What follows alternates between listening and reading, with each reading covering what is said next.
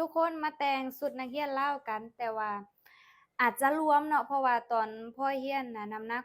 เกือบ50ก็คือ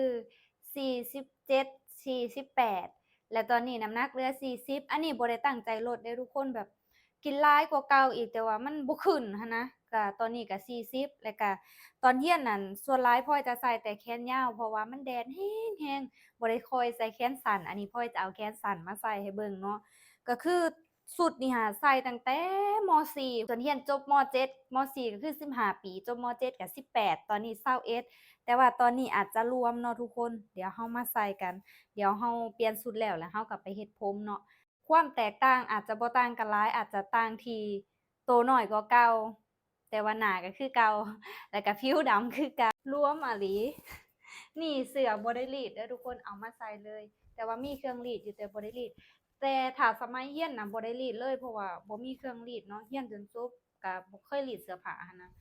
มันก็ยับแบบนี้ล่ะนี่